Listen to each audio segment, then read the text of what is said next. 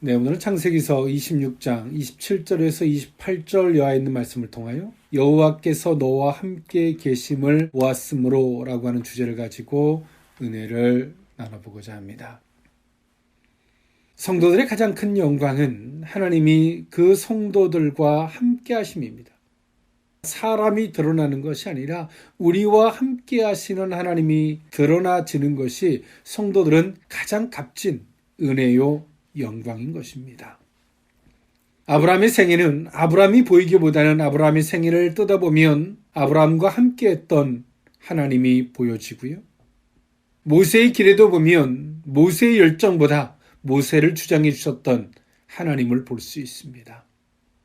복음의 모든 것들을 불살랐던 사도 바울 또한도 사도 바울의 열정보다는 사도 바울을 다메섹 도상에서 부르셔서 그를 인도에 가셨던 하나님을 엿볼 수 있습니다. 이와 같이 오늘 우리는 우리의 삶을 통해서 하나님이 드러날 수 있는 순종과 아멘의 발걸음이 되어야 할 줄 믿습니다.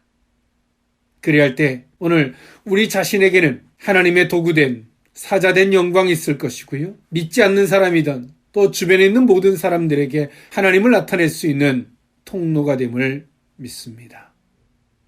네, 오늘 이 본문에 있는 말씀, 저와 여러분들이 너무나 잘 알고 있는 말씀입니다. 이삭이 가나안의 기근이 들었고요. 너무나 그 기근이 큰지라 그 기근을 피하여 애굽으로 내려가는 노정에서 하나님이 이삭을 만나주셨고 애굽으로 내려가지 말라라고 하는 하나님의 말씀을 이삭이 순종과 아멘으로 받았고 블레셋 그랄에 머물면서 하나님이 이삭에게 축복해 주시고 다시 그 이삭을 가나안의 약속의 자리로 이끌어 오시는 하나님의 과정이 소개되어지고 있는 것이 오늘 이 본문에 있는 말씀입니다. 오늘 이 본문은 이삭이라는 관점도 있고 블레셋의 왕이었던 아비멜렉의 2세 아비멜렉의 관점도 있을 것이지만 하나님의 섭리라는 관점에서 오늘 이 본문을 살펴보고자 합니다. 이삭은 아브라함과 마찬가지로 흉년을 피해서 약속의 땅을 버리고 애굽으로 내려가게 됩니다. 그리고 가는 도중에 하나님의 경고를 듣고 블레셋 땅에서 멈추죠. 그리고 그 자리에서 하나님의 축복도 있지만 그 자리에서 자신의 아버지와 같은 자신의 부인을 누이라고 속이는 오류를 범하게 됩니다. 그것은 그 자리에서 범죄가 아니라 그 근본적인 것은 약속의 땅을 벗어나면서부터 죄에 노출되어지고 통제할 수 없는 이삭의 현실의 그 모습을 볼 수 있는 것입니다. 오늘 하나님은 가나안에 기근을 주신 이유는 오늘 이삭에게 믿음을 담금질하는 것도 있었지만 오늘 이삭이 하나님의 그 뜻을 찾기를 하나님은 원하셨습니다. 그렇지만 이 모든 여정과 과정에 그 시련이 있지만 하나님의 선한 뜻대로 가지 못하는 오늘 이삭의 모습은 훗날에 아무리 하나님의 말씀하심이 있을지라도 에서를 장자로 세우고자 하는 하나님 앞에 오류가 있죠. 오늘 우리들이 이 겪는 이 기근은 훗날이든 내일에 어떤 오류를 범치 않기 위하여 하나님의 뜻을 범하지 않기 위하여 하나님 우리에게 말씀하시는 그 의도가 있다는 것이죠. 근데 오늘 우리는 그 기근만을 피하려고 합니다. 그리고 그 기근을 때론 율법적 논리 안에서 내가 무엇을 잘못했고 잘했고의 논리로 접근하거나 그 현재의 그 기근을 피하기 위해서 진심이 아닌 하나님 앞에 부르짖는 그 순간만을 모면하고자 하는 우리 인간들의 어리석음이 있습니다. 그 이면에는 하나님의 신뢰도 없고 하나님에 대한 사랑도 없고 그분이 우리에게 뭐라 말씀하시는지에 대한 관계적 그 의도를 살필 마음도 없는 것이죠. 그런 신앙의 오류들은 일정 기간 기근을 버티다가 임의적 방법으로 기근을 피하려고 하는 오늘 이삭이 애굽으로 내려가려고 하는 모순이나 오늘 우리들이 인간적인 방법으로 그 기근을 대처하는 것과 별 다를 바가 없죠. 근데 오늘 이삭은 애굽으로 내려가는 도정에서 주의 경고를 듣고 멈춥니다. 아직 그 이삭 속에 하나님에 대한 신뢰가 있기 때문에 멈추는 겁니다. 이삭이 단순하게 억울한 마음이 있고 여전히 자기의 주장과 하나님 앞에 이율배반적인 마음의 태도를 가졌다면 아무리 하나님이 말씀하실지라도 그는 계속 직진해 갔을 것입니다. 그러나 이삭 속에는 아직 하나님에 대한 신뢰가 있습니다. 그리고 그 자리에서 멈추죠.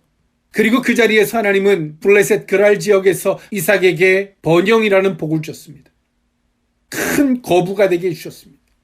우리의 신앙은 그냥 변하는 것이 아닙니다. 그냥 어떻게 우연히 요행에 의해서 신앙이 이루어지는 것은 아닙니다. 신앙이라는 과정과 절차가 분명히 살아있고 존재하는 것입니다. 이삭이 하나님에 대한 신뢰를 저버리고 애굽으로 내려가는 노정에서 하나님은 이삭에게 말씀하셨고, 그리고 이삭은 그 음성을 엄중하게 듣습니다. 그리고 그 속에서부터 다시금 이삭 속에서 신뢰라고 하는 것을 그 중심에 놓게 됩니다. 우리도 때론 그릇 길을 행할 때가 있습니다. 근데 하나님께서 우리에게 어떤 말씀을 하실 때 우리는 그것을 엄중히 듣지 않습니다. 왜? 이미 우리는 어떤 판단을 내려놓고 움직이기 때문에 주께서 무슨 말씀을 하셔도 자기는 고집을 피우거나 자기 합리화를 시켰기 때문에 이미 우리 속에 주님에 대한 신뢰를 저버렸기 때문에 주의 음성을 엄중히 들으려고 하지 않습니다. 들을 수도 없는 지경인 것이죠. 이미 자기 합리화에 빠져있기 때문에 그렇습니다. 하나님의 섭리는 오늘 이삭에게는 다시금 하나님에 대한 신뢰를 일깨우고, 하나님은 살아 역사하시며 모든 곳에도 계시고 모든 것들을 주장하시며 능치 못하심이 없으신 하나님인 것을 하나님은 이삭에게 말씀하고 계십니다. 그리고 그 이삭은 하나님을 신뢰라는 측면에서 바라봐야 되며, 기근과 역경이 있다 할지라도 하나님의 의도를 살피고 내게 뭐라 말씀하시는지를 겸손히 무릎 꿇어 살필 수 있는 그 태도가 있어야 됨을, 그런 의식이 있어야 됨을 하나님은 이삭에게 말씀하고 계시는 겁니다. 이처럼 하나님의 섭리는 그 이삭을 향하고 계시고, 또 이삭이 훗날에 자식들에게 장자권을 물려줌에 있어서 하나님의 뜻이 야곱에게 있음에도 불구하고 여전히 에서를 고집했던 이삭의 모습, 하나님께서 이삭을 통해서 기근을 주시고 그렇게 바꾸고 싶었던 것이 무엇인지를 우리는 엿볼 수가 있습니다. 오늘 비록 이삭이 그릇된 길로 행했지만 하나님은 그 자리에서 이삭과 함께 계셨고, 돌이켰던 이삭에게 긍휼과 자비를 베풀어 주셨습니다. 그리고 다시금 그 이삭을 아비멜렉과의 부딪힘을 통해서 다시금 약속의 자리로 불러 올리시는 것이 하나님의 섭리죠. 그리고 아비멜렉에게는 하나님을 보여주시는 겁니다. 이처럼 하나님의 섭리는 나라는 한 사람을 주제로 하나님 앞에 부르짖고 간청하고 몸부림이 있지만, 우리는 알아야 합니다. 우리 주변에 있는 사람들과 때론 믿지 않는 non-크리스천들과도 하나님이 관계적으로 엮어놓으셨다는 것을 우리는 알 필요가 있습니다. 하나님은 이삭이라는 한 사람을 통해서 때론 지지고 볶지만 그것을 지켜보고 있었던 블레셋 왕 아비멜렉은 하나님을 만나게 됩니다. 그리고 그 하나님이 두려워서 이삭과 화친을 맺게 되죠. 이 아비멜렉은 아브라함 때에 있었던 아비멜렉 2세입니다. 그리고 이 2세였던 이 아비멜렉은 아버지를 통해서 하나님에 대한 이야기를 들었을 것이고, 그리고 간접적으로 하나님을 경험했을 것이며, 오늘 또 이삭을 통해서 하나님을 직접적으로 경험하게 되죠. 그리고 이 아비멜렉은 이삭이 두려운 것이 아니라 이삭과 함께 해주시는 하나님이 두려운 겁니다. 아비멜렉은 이삭을 통해서 하나님을 본 것입니다.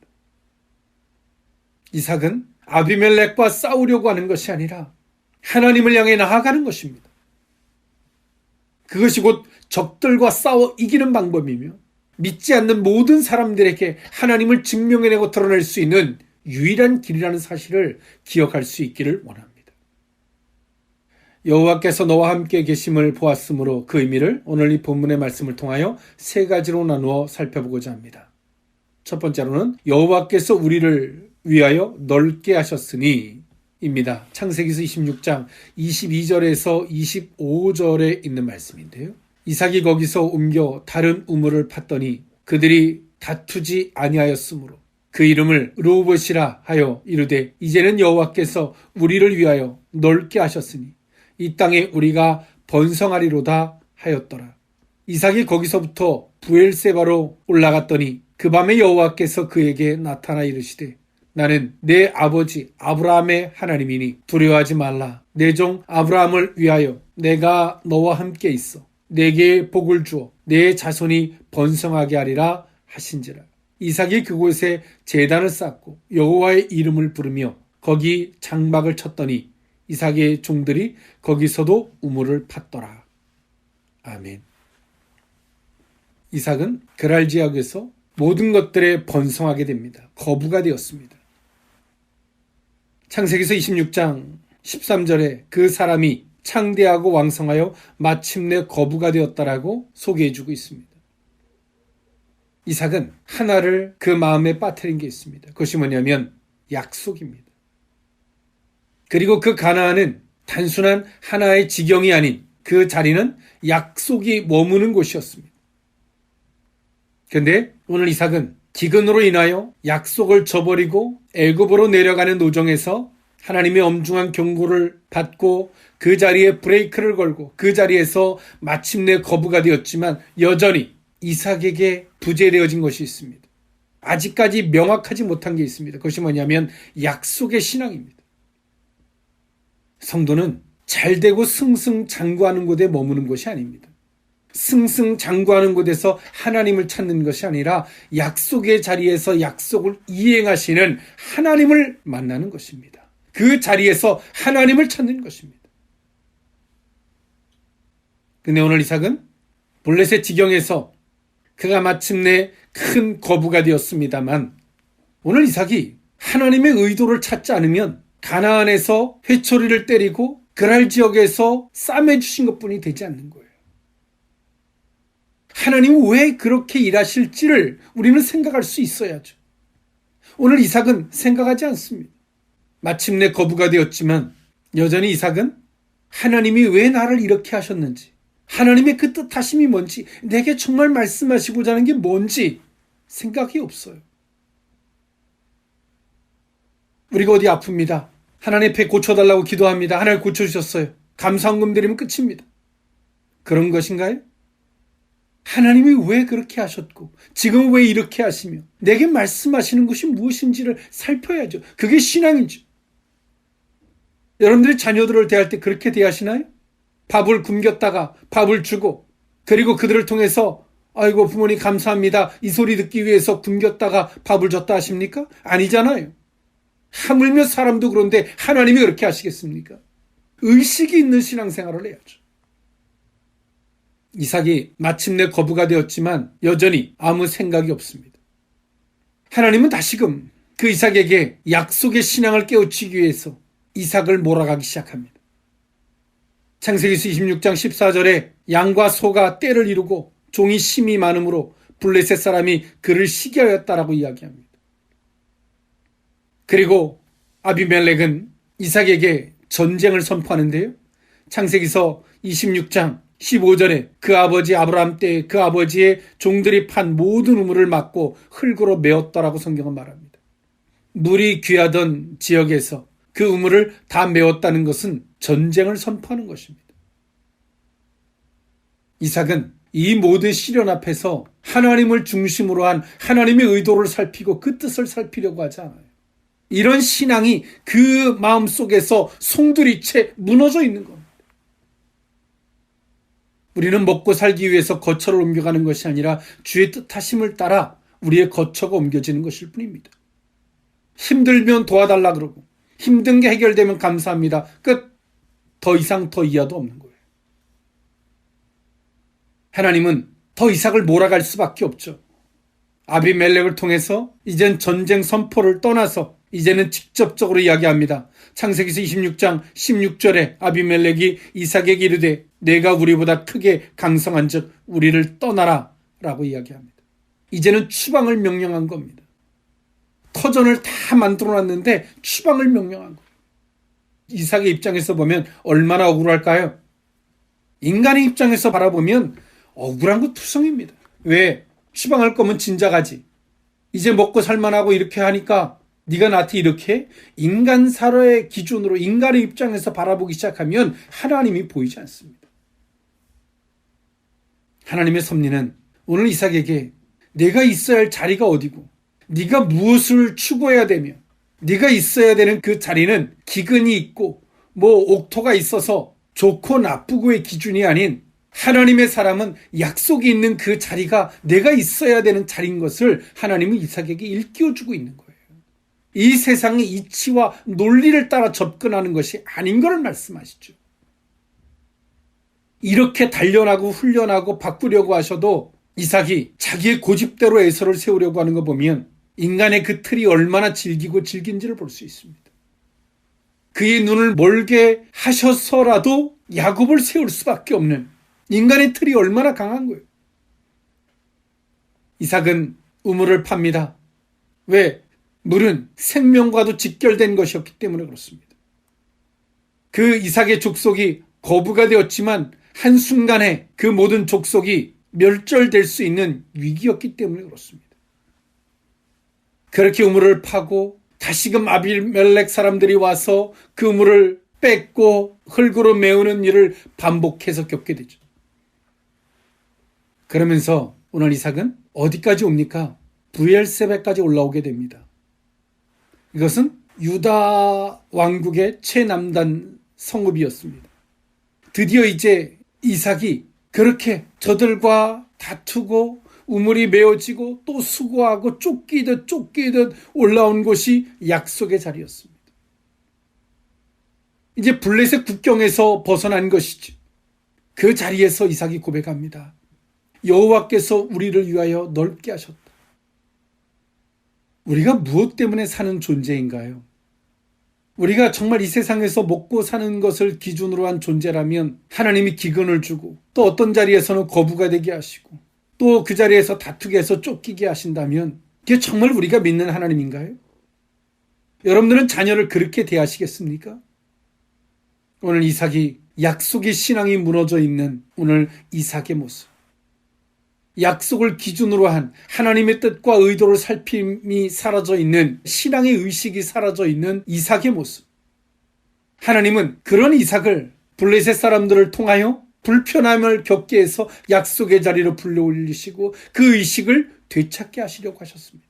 이것이 하나님의 섭리입니다. 근데 이삭이 접근하는 방식은 육신적 접근 안에서 먹고 사는 걸 기준으로 여호와께서 우리를 넓게 하셨다라고 하는 표현을 사용합니다.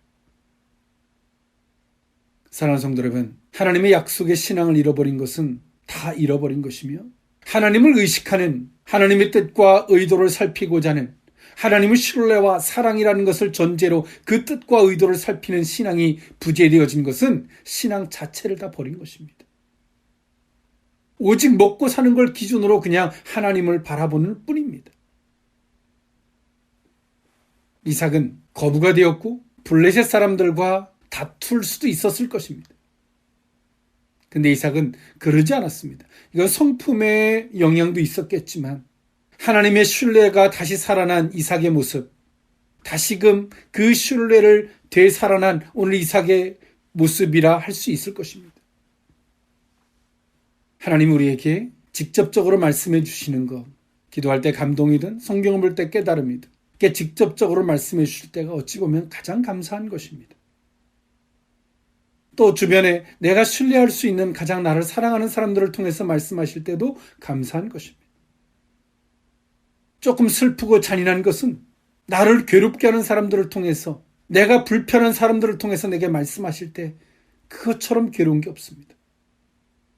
더 아픈 것은 육신의 인간의 한계의 고통, 때론 질병을 통해서도 뭘 통해서 하나님이 그런 것들을 사용해서 말씀하실 때가 더 고통스러울 수 있습니다. 그런데요, 그것은 자존심을 논할 때가 아니라 주께서 말씀하실 때 겸허히 겸손하게 그 소리를 듣는 것이 복인 줄 믿습니다. 하나님은 오늘 이삭에게 왜 직접 말씀하실 수도 있을진데 왜 그렇게 안 하셨을까요? 마침내 거부가 되었고 하나님의 신뢰라는 것이 살아났지만 약속의 신앙, 하나님의 뜻과 의도를 살피는 이 신앙이 부재되어져 있었던 이삭의 모습. 오직 먹고 살고 내 배부른 것의 기준을 갖고 있었기 때문에 그것까지 살피지 않는 거죠. 그러니 하나님께서 직접적으로 말씀하지 않으시는 겁니다. 블레셋 지역에서 화친을 맺고 인간과 인간 사이의 삶을 살던 이삭. 하나님은 그 관계를 깨뜨리셨습니다. 그리고 그들을 통해서 고통을 겪게 하시죠. 너는 누구이며 너는 어떤 존재이고 네가 무엇을 추구하고 이것을 일깨우시는 겁니다. 이처럼 하나님의 섭리는 택한 백성들에게 그 의식을 세우시는 것이죠. 단순한 약속의 자리로만 불러 올리시는 게 아니라 그냥 그 지역에 머물게 하는 것이 아니라 그런 의식을 되찾게 하시면서 그 자리에 있게 하시는 겁니다. 그래야지 다시금 그 자리를 떠나지 않겠죠. 그리고 어려움과 시련 앞에서도 그 뜻을 찾는 그 겸허함이 있겠죠. 하나님이 그렇게 하시기 위해서 그를 그 자리까지 이끌고 오시는 겁니다. 하나님의 인도 앞에 무엇을 보고 계십니까? 그분의 뜻과 의도를 살폈다면 오늘 이삭과 같이 여호와께서 우리를 위하여 넓게 하셨다라는 표현보다는 하나님께서 내게 이것을 일깨우셨구나. 이것을 내가 잃어버리고 있었는데 다시 이것을 일깨우셨구나라고 고백할 것입니다. 그렇지 이런 깨달음이 없다면 여호와께서 우리를 위하여 지경을 넓히시고 이렇게 넓게 하셨네 라고 뿐이 표현을 못하게 될 것입니다. 의식이 없는 신앙의 결과입니다. 하나님께서 오늘 우리에게 말씀하신 무엇인지 이런 의식이 있는 저와 여러분의 신앙이 되어야 할 줄 믿습니다. 여호와께서 너와 함께 계심을 보았으므로 두 번째 의미는 너와 계약을 맺으리라입니다. 창세기서 26장 26절에서 29절에 있는 말씀인데요. 아비멜렉이 그 친구 아우삭과 군대 장관 비골과 더불어 그랄에서부터 이삭에게로 온지라. 이삭이 그들에게 이르되 너희가 나를 미워하여 나에게 너희를 떠나게 하였거늘 어찌하여 내게 왔느냐. 그들이 이르되 여호와께서 너와 함께 계심을 우리가 분명히 보았으므로 우리의 사이 곧 우리와 너 사이에 맹세하여 너와 계약을 맺으리라 말하였노라. 너는 우리를 해하지 말라. 이는 우리가 너를 범하지 아니하고 선한 일만 내게 행하여 내가 평안히 가게 하였음이니라. 이제 너는 여호와께 복을 받은 자니라. 아멘. 오늘 이 블레셋 아비멜렉이 이삭과 이 계약을 맺고자 하는 요지가 무엇입니까? 그 요지는 이삭이 두려워서가 아닙니다. 이삭과 함께하는 하나님을 본 것입니다. 하나님의 섭리는요, 성도들 한 사람만 향하고 있는 것이 아닙니다. 나 한 사람을 통해서 내 주변 사람들을 향하고 있다는 사실을 기억할 수 있기를 원합니다. 어느 장로님이 암에 걸렸습니다. 너무 고통스럽습니다. 모든 사람들이 죽는다라고 합니다. 이 장로님은 신앙생활을 정말 열심히 하고 모든 것에 자기의 집까지 팔면서 헌신했던 분이십니다. 모든 사람들이 다 손가락질합니다. 이 집안 사람들도 신앙생활을 떠납니다. 근데요, 이 장로님이 하나님의 사랑과 그 신뢰를 저버리지 않고 입을 닫고 하나님의 사랑을 고백하며 신뢰를 고백하며 기도하며 찬양합니다. 쉬지 않습니다. 모든 사람이 다 조롱합니다. 그리고 하나님께서 어느 날 거짓말과 같이 이 장로님을 치료해 주십니다. 이 장로님을 지켜봤던 모든 사람들이 이 동네에 있었던 모든 사람들조차도 이 장로님을 통해서 하나님을 발견하게 됩니다. 성도의 삶은 하나님을 나타내는 통로입니다. 단순한 나 하나의 모습이 아니라는 것입니다. 오늘 이삭이 인간적으로 계속 그 모든 것들 아비멜렉과 블레셋 사람들과 부딪히고 전쟁을 치르고 인간적인 모사를 했다면 어땠을까요? 그들은 이삭 그리고 이삭과 함께하는 사람들을 봤겠죠. 그러나 이삭은 오직 하나님께로만 집중합니다. 비록 그 뜻을 살피고 그 의도를 살피는 이런 의식이 무너져 있지만 하나님을 살핍니다. 이것을 지켜봤던 아비멜렉 블레셋 왕은 이삭을 통해서 하나님을 발견하게 됩니다. 아비멜렉은 이삭을 통해서 그 끝을 봤습니다. 기근을 통해서 애굽으로 쫓겨가는 그렇게 내려가고자 했던 이삭을 발견했고요. 자기 부인을 누이라고 속이는 인간의 비굴함의 끝도 봤습니다. 그리고 아비멜렉은 이삭을 통해서 하나님께서 그 이삭에게 그 말씀을 듣고 돌이키고 그 자리에서 멈췄을 때 하나님께서 이삭에게 주시는 그 거부가 되는 복을 받는 이삭도 봤습니다. 자신들이 파는 우물들을 족족 메울 때 이삭이 행동했던 처세도 봤습니다. 그리고 아비멜렉은 말하는 겁니다. 우리를 해하지 말라. 블레셋 왕은 지금도 이삭의 족속을 멸할 수 있는 강력한 힘을 갖고 있습니다. 그런데 오늘 이 아비멜렉은 이삭과 함께하는 하나님을 두려워하고 있는 겁니다.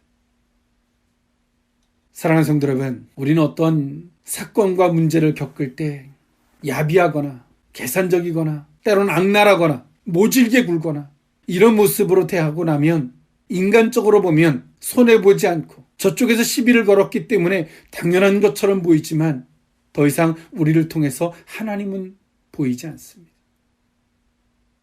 기분 나쁘면 성질내고 그 입속에 맛있는 거 들어가면 희낙낙하는 그 사람만 보일 뿐이지 하나님이 보이지 않습니다. 우리 주변에 있는 사람들은 우리가 말하는, 우리 입술로 내뱉는 하나님의 이야기를 듣지 않습니다. 우리의 삶을 통해서 역사하시는 하나님이 보여지기를 원할 뿐입니다. 우리가 승승장구할 때만 하나님이 보여지는 것이 아니라 그 시련과 아픔이 있을 때 어떻게 행동하는지도 우리를 통해서 하나님이 보여지는 겁니다. 이런 의식이 있으십니까? 나는 하나님을 나타내는 통로라는 의식. 가장 가깝게는 내 가족들, 더 넓게는 내 주변에 있는 사람들이 나를 통해서 하나님이 어떻게 비춰질까를 한번 생각해 보셨습니까? 이삭이 생각지도 못했던 이 아비멜렉의 방문. 그렇지만 하나님은 오늘 이삭에게 말씀하시는 게 있는 겁니다. 너는 나를 나타내는 통로라는 사실을 기억해야 한다라고 말씀하시는 겁니다. 얄팍한 계산들, 이치적으로 논리적으로는 분명히 우리가 그렇게 행동해도 맞을 수 있습니다. 그런데요, 더 이상 우리를 통해서 하나님이 나타나지 않는다면 성도의 삶은 실패한 겁니다.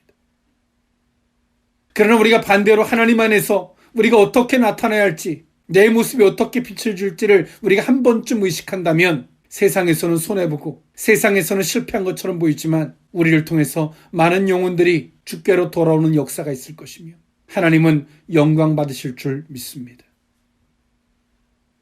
마지막 세 번째, 여호와께서 너와 함께 계심을 보았으므로 마지막 세 번째 의미는 우리가 물을 얻었나이다 입니다. 창세기서 26장 30절에서 33절에 있는 말씀인데요. 이삭이 그들을 위하여 잔치를 베풀매 그들이 먹고 마시고 아침에 일찍 일어나 서로 맹세한 후에 이삭이 그들을 보내매 그들이 평안히 갔더라. 그날에 이삭의 종들이 자기들이 판 우물에 대하여 이삭에게 와서 알려 이르되 우리가 물을 얻었나이다 하매 그가 그 이름을 세바라 한지라. 그러므로 그 성읍 이름이 오늘까지 부엘세바더라. 아멘. 오늘 이삭의 종들이 유다 지역으로 올라오고 난 후에 그들이 가장 처음에 한 것이 우물 파는 일이었습니다. 그리고 하나님 앞에 오늘 이삭이 제단을 쌓고 아비멜렉과 계약을 맺고 난 이후에 종들이 와서 고백을 합니다. 우리가 물을 얻었나이다. 이 물은 블레셋 지경에서 얻었던 물과는 차원이 다른 겁니다. 이건 단순한 물이 아니라 약속의 자리에서 얻어지는 생명인 것입니다. 하나님은 블레셋 지경에도 계시지만 약속의 자리에도 하나님이 계시다라고 하는 사실. 하나님이 아니 계신 곳이 없다라는 사실. 오늘 이삭이 약속의 자리로 다시 돌아오고 아비멜렉의 방문을 통해서 계약을 맺고 그리고 그 종들이 우리가 돌아오자마자 우물을 파기 시작해서 드디어 우리가 우물을 얻었습니다라고 하는 이 소식을 듣고 이삭은 무슨 생각을 했을까요? 우리가 신앙생활하다 보면 우리가 아무리 기도하고 간청을 해도 하나님 우리에게 상대해 주지 않는 것 같은 기분이 들 때가 있고요. 우리가 어떤 간청도 하지 않아도 하나님께서 먼저 앞서셔서 우리에게 은혜를 주실 때가 있습니다. 이것과 이것의 차이는 무엇일까요? 하나님과의 관계입니다. 하나님과의 멀어짐과 가까이 있음의 차이입니다. 하나님을 신뢰하는 신앙, 하나님을 의식하는 신앙, 이것이 곧 신앙입니다. 이삭이 그 약속의 자리에서 물을 얻었습니다. 그리고 오늘 이 부엘세바는 지금까지 그 우물이 존재합니다. 이처럼 하나님의 섭리는 우리에게 정말 중요한 것들, 약속의 신앙, 하나님을 의식하는 신앙, 기근과 어려움 앞에서도 하나님의 뜻과 그 의도를 살피고자 하는 신앙, 아무리 내가 승승장구하고 모든 것들에 만족함이 있다 할지라도 내가 있어야 하는 위치와 내가 있어야 하는 자리가 어딘지를 아는 신앙, 하나님과 나 하나의 관계를 넘어서 나는 하나님을 나타내는 통로라는 의식, 이런 신앙의 자세가 우리에게 필요한 것입니다. 오늘 이삭은 블레셋 지경까지 갔다 오면서 마침내 거부가 된 걸 넘어서 그가 정말 신앙 안에서 그 기본이 되어 돌아왔습니다.